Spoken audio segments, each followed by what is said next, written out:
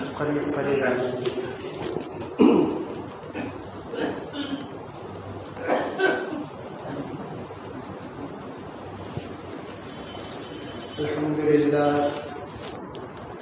الحمد لله وحده لا شريك له والصلاة والسلام على محمد لا نبي بعده ولا رسالة بعد رسالتي ولا نبوة بعد نبوتي ولا كتاب بعد كتابي ولا شريعة بعد شريعتي ولا معصوم بعد عصمتي ولا سنة بعد سنتي ولا أمة بعد أمتي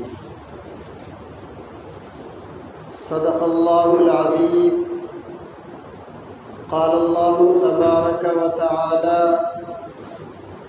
فأعوذ بالله من الشيطان الرجيم بسم الله الرحمن الرحيم والفجر وليال عشر وقال تعالى في موضع آخر قل إن صلاتي ونسكي ومحياي ومماتي لله رب العالمين وقال النبي صلى الله عليه وسلم أنا ذبيحين وقال لكل قوم عيد وهذا عيدنا او كما قال علیہ الصلاۃ والتسلیم۔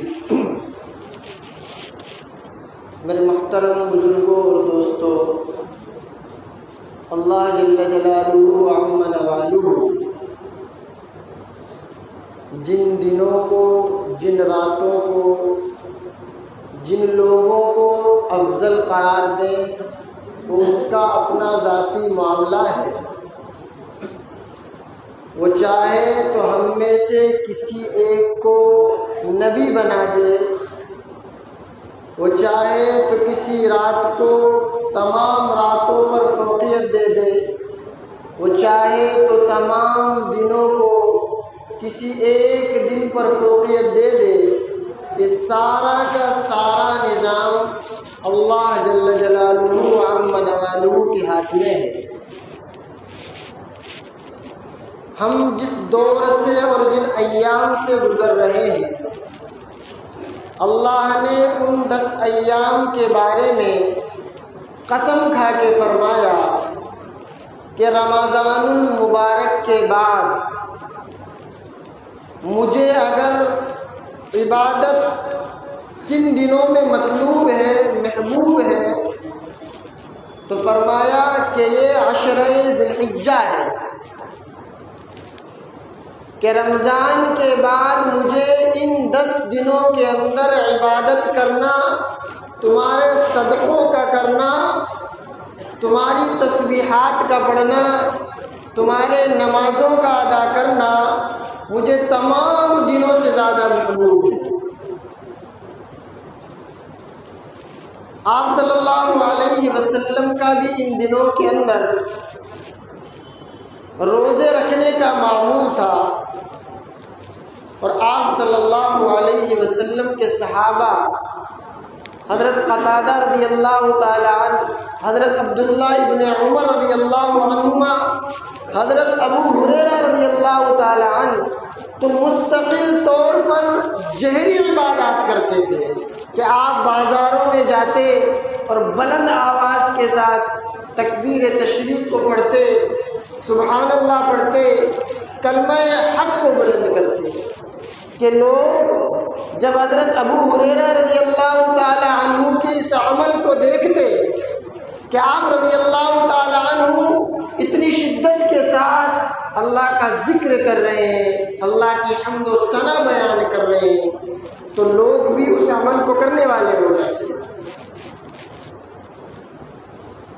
7 دن گزر چکے ہیں، جو دن باقی ایام بچے ہیں، دعا کریں اللہ سے کہ اللہ مجھے بھی اور آپ کو اور تمام امت مسلمہ کو ان افضل ترین دنوں کی اور ان محبوب ترین دنوں کی قدردانی کرنے کی توفیق عطا فرمائے، اور دعا بھی کریں اپنے لیے، اپنے مسلم بھائیوں کے لیے کہ اللہ ہمارے حال پہ رحم کا، کرم کا اور عافیت کا معاملہ فرمائے، اور اللہ نے اگر وسعت دی ہے، طاقت دی ہے تو قربانی کرے۔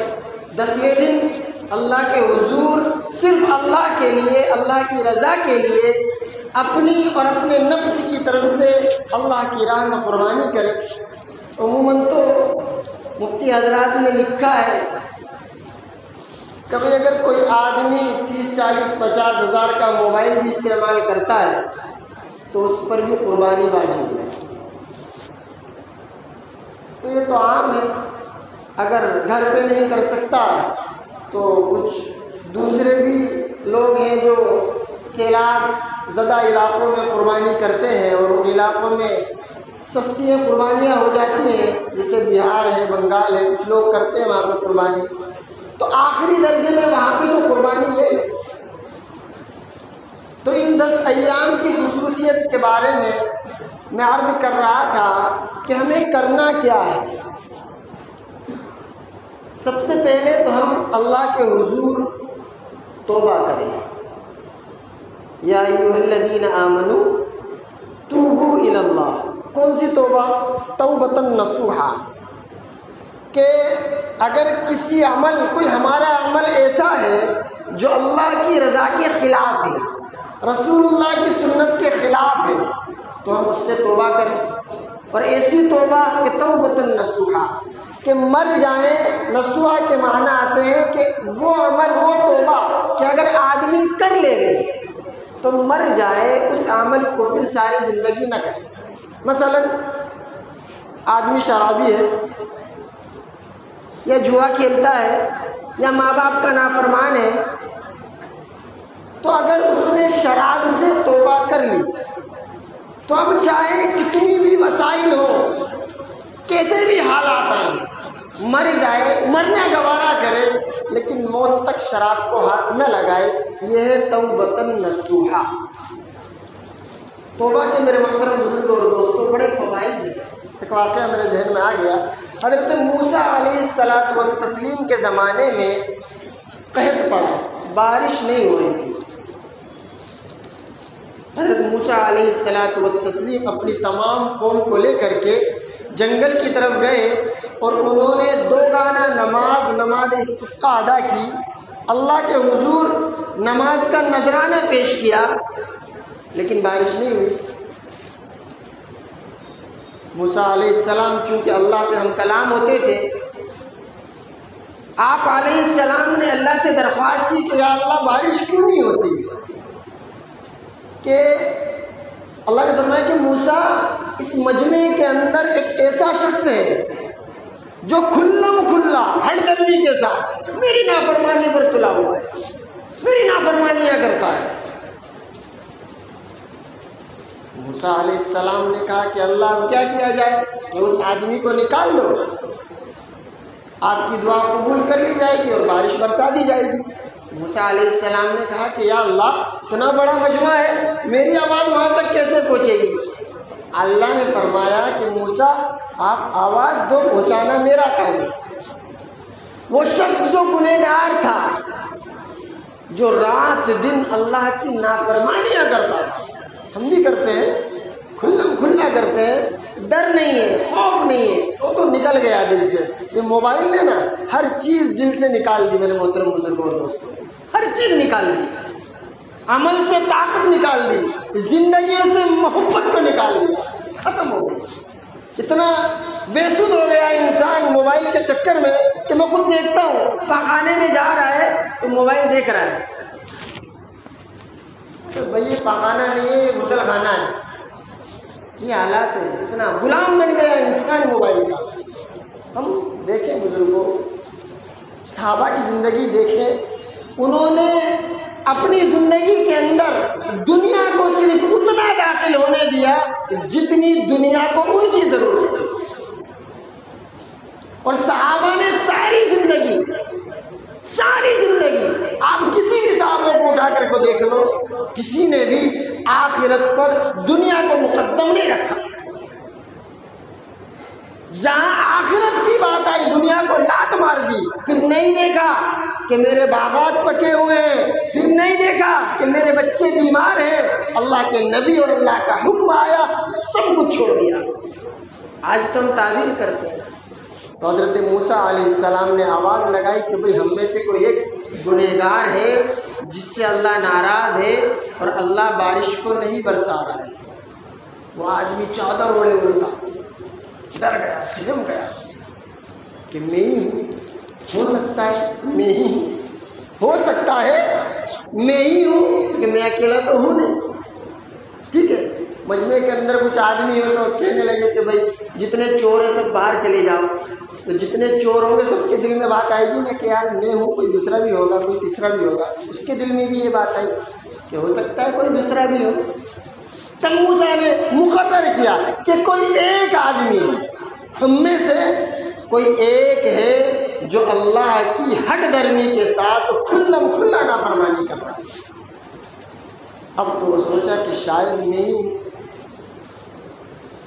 اس نے دل اندر رونا شروع کر دیا اور چادر پہنی تھی, آنکھوں سے زار و قطار رونے لگا کہ یا اللہ آج تک تو نے میرے اور تیرے بیچ میں ستاری کا معاملہ تھا, میں تیرے حضور اپنی پکی ٹکی سچی توبہ پیش کرتا ہوں. اللہ نے فوراً بارش کو برسا دیا. موسیٰ علیہ السلام تعجب میں, کیا بات ہے کہ یا اللہ میں نے تو کسی کو باہر جاتے ہوئے نہیں دیکھا, میں نے تو کسی کو اس مجمع سے نکلتے ہوئے نہیں دیکھا, پھر بارش کیوں؟ اللہ نے فرمایا کہ موسیٰ جس بندے کی وجہ سے بارش رکی ہوئی تھی اسی بندے کی توبہ کی وجہ سے میں نے بارش کو برسا دیا. تو ہم اس 10 ایام کے اندر سب سے پہلا کام کیا کریں؟ اللہ کے حضور توبہ قبول پیش کریں. رمضان نکل گیا, اللہ نے توفیق نہ دی. رمضان کے بعد اللہ نے یہ 10 رمضان کے ہی مد مقابل ہے یہ 10 دن. اللہ کے رسول نے فرمایا کہ ان 10 دنوں کے اندر جو روزہ رکھے گا 10 دن تک, یوم عرفہ تک, 9 ذی الحجہ تک, ایک روزہ 1 سال کے اگلے پچھلے گناہوں کا کفارہ ہے. اور اس رات میں جو عبادت کے لیے کھڑا رہے, اللہ کے حضور عبادت کرے, اس ایک رات میں لگ بھگ 1000 سال عبادت کرنے کا ثواب ملے گا.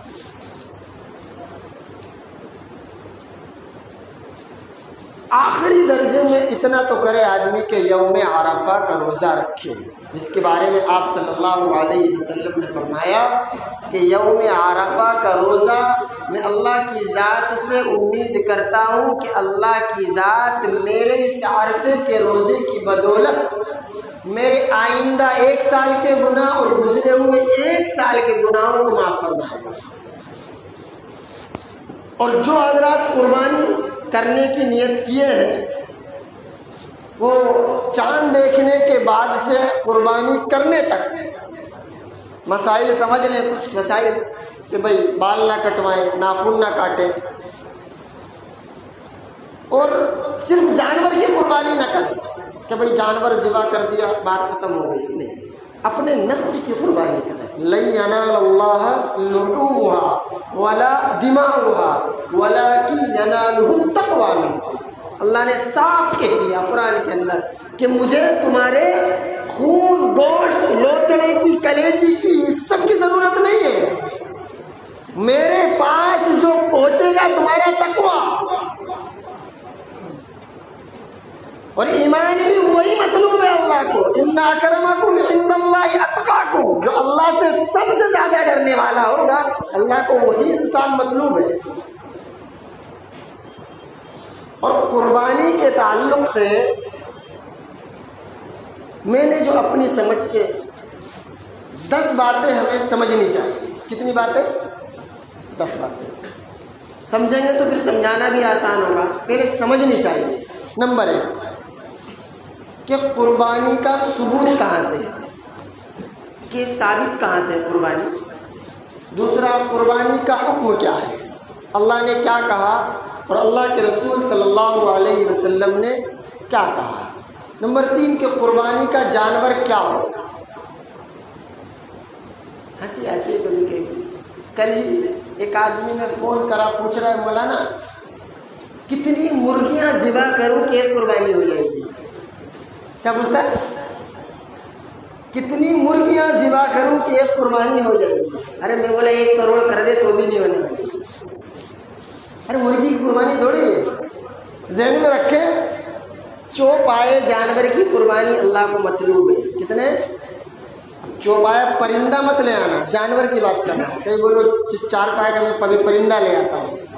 اور نمبر 4 قربانی کے جانور کی عمر کتنی ہو، مختصراً بتا دیتا ہوں، وقت ہو رہا ہے۔ 5واں اس جانور کے اندر کتنے حصے ہونے چاہیے؟ بکری ہے تو کتنے، بھینس ہے، اونٹ ہے تو کتنے؟ نمبر 6 قربانی کا وقت کیا ہونا چاہیے؟ یہ سب میں آپ کو ڈیٹیل میں حدیث سے ثابت کر کے بتاتا قرآن سے، لیکن وقت نہیں ہے، مختصراً عرض کر دیتا ہوں۔ نمبر 7 قربانی کے دن کتنے ہیں؟ اور نمبر 8 قربانی کے واجب ہونے کی شرائط کیا کیا ہے؟ اور نمبر 9 قربانی کا نصاب کیا ہے؟ اور نمبر 10 قربانی کے جانور کو ذبح کون کرے؟ مختصراً پہلا نمبر میں نے بیان کیا کہ قربانی کا ثبوت۔ قرآن میں اللہ فرماتا ہے فَصَلِّ لِرَبِّكَ وَانْحَرْ، کہ آپ اپنے رب کے لیے نماز پڑھیے اور قربانی کریے۔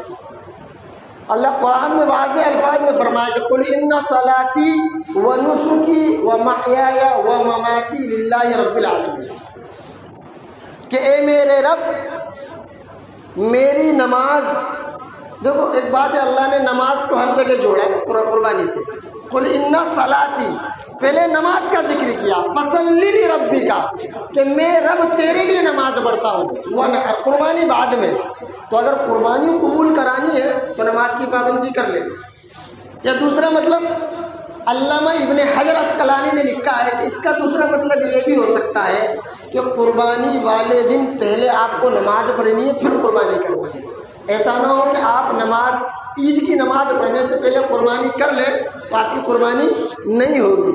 دوسری آیت میں اللہ فرماتا ہے وَلِكُلِّ أُمَّةٍ جَعَلْنَا مَنْسَكًا لِيَذْكُرُوا اسْمَ اللَّهِ عَلَى مَا رَزَقَهُم مِّن بَهِيمَةِ الْأَنْعَامِ، کہ یہ جو قربانی ہے یہ آپ کے لیے خاص نہیں ہے، یہ آپ سے جو پہلی امتیں گزری ہیں یہ ان کا بھی عمل تھا، طریقہ کار الگ ہے، آپ کے رولز الگ ہیں، ان کے رولز الگ ہیں، لیکن قربانی آپ سے پہلی امتوں پر بھی تھی۔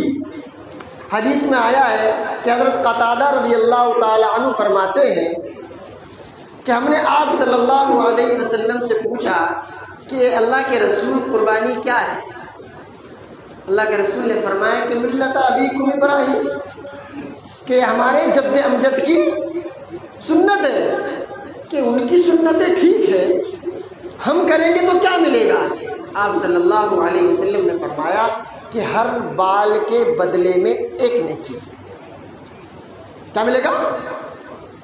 ہر بال کے بدلے میں نیکی۔ تو حضرت زید بن ارقم فرماتے کہ میں نے اللہ کے رسول سے پھر پوچھا کہ اگر دمبا ہو تو دمبے کے اوپر مشروم بہت ہوتی ہے، کہ اس کے بال کے بدلے میں بھی ایک نیکی ملے گی۔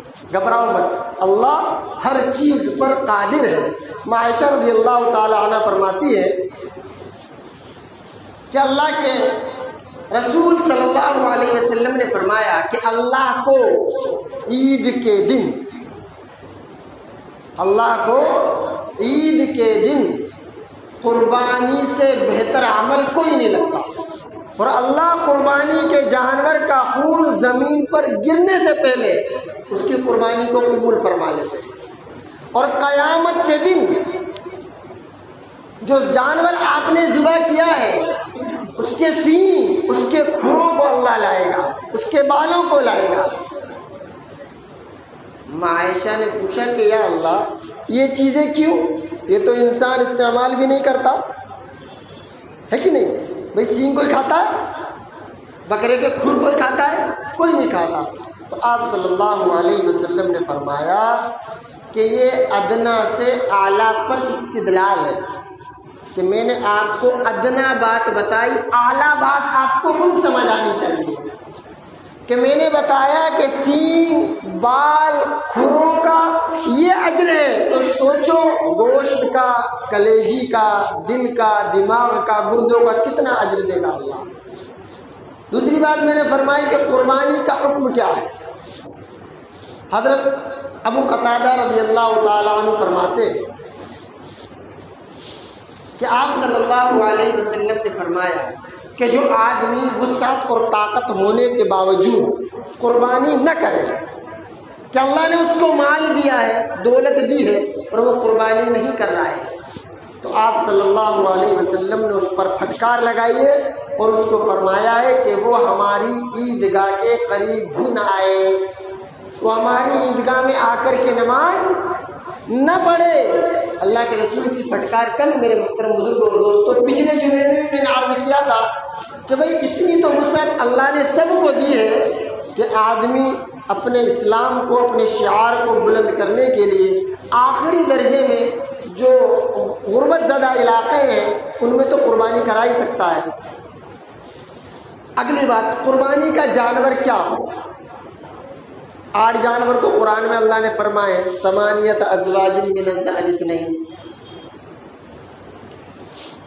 کہ بھیڑ ہو مذکر ہو چاہے مؤنث ہو، بکری ہو مذکر ہو چاہے مؤنث ہو، گائے کا بھی ذکر ہے، لیکن ایسا مت کہہ دینا کہ مولوی صاحب نے گائے کاٹنے کے لیے کہا ہے۔ بھئی ہم ایسے ماحول میں رہ رہے ہیں جس چیز سے ہمیں تکلیف ہو سکتی ہے، بعد میں مسائل پیش آ سکتے ہیں، ان سے بچا جائے، ٹھیک ہے، گائے کو سائڈ میں رکھ دو، اس کی جنس ہے بھینس، اس کی قربانی کریں، ٹھیک ہے۔ حضرت جابر رضی اللہ تعالیٰ عنہ فرماتے ہیں کہ جب حدیبیہ کے موقع پر ہم نے قربانی کری ایک اونٹ کی، تو اونٹ میں 7 آدمی تھے، بکری میں 1، دمبے میں 1، گائے میں 7۔ عمر کتنی ہو؟ اونٹ کی 5 سال، گائے بھینس 2 سال، بکری بھیڑ 1 سال۔ سمجھ آ گئی؟ اب قربانی کا وقت کیا ہے؟ حضرت جابر رضی اللہ تعالیٰ عنہ، حضرت برہ بن عازب رضی اللہ تعالیٰ عنہ فرماتے ہیں کہ ایک صحابی نے قربانی عید کی نماز سے قبل کرنا، اور آپ صلی اللہ علیہ وسلم سے آ کر کے کہا کہ اللہ کے رسول میں نے تو قربانی کر لی، اس کے بعد نماز پڑھی، کہ وہ قربانی نہیں ہے، وہ محض تو نے اپنے گھر والوں کے لیے گوشت جمع کر لیا ہے، اس لیے نماز پڑھو اور پھر سے اللہ کے حضور قربانی پیش کرو۔ فصلی لربک کا ونحر جو ہے کہ اپنے رب کے حضور پہلے نماز ادا کرنی ہے، 2 گانا عید کی 2 رکعت نماز، اس کے بعد اللہ کے حضور قربانی کا نذرانہ پیش کرنا ہے۔ قربانی کے دن کتنے ہیں؟ قربانی کے دن 3 ہیں۔ لیشہد منافع لہم، اللہ کے رسول نے قرآن میں فرمایا ہے کہ 10 ذی الحجہ، 11 ذی الحجہ، 12 ذی الحجہ۔ حضرت سلمہ ابن اکوع رضی اللہ عنہما فرماتی ہے کہ میں نے آپ صلی اللہ علیہ وسلم سے پوچھا کہ آپ صلی اللہ علیہ وسلم یہ بتا دیجیے کہ قربانی کے کتنے دن ہیں؟ تو آپ صلی اللہ علیہ وسلم نے فرمایا 10 ذی الحجہ، 11 ذی الحجہ اور 12 ذی الحجہ۔ قربانی کا نصاب کیا ہے؟ جو زکوٰۃ کا نصاب ہے وہی قربانی کا نصاب ہے۔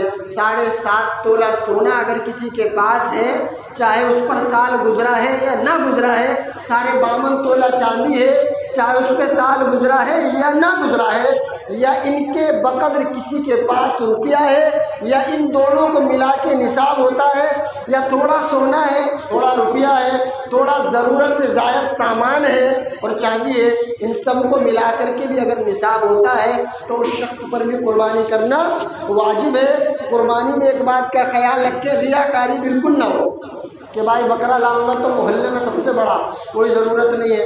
اور اللہ کے نزدیک قربانی کے دنوں میں صرف اور صرف قربانی مطلوب ہے۔ آپ چاہو کہ بھئی میں 1 کروڑ روپیہ میرے پاس ہے، میں 1 کروڑ کا بکرا لانا چاہ رہا ہوں، میں بکرا نہیں لاتا ہوں، غریبوں محتاجوں کو تقسیم کر دیتا ہوں، نہیں، یہ نہیں چلے گا۔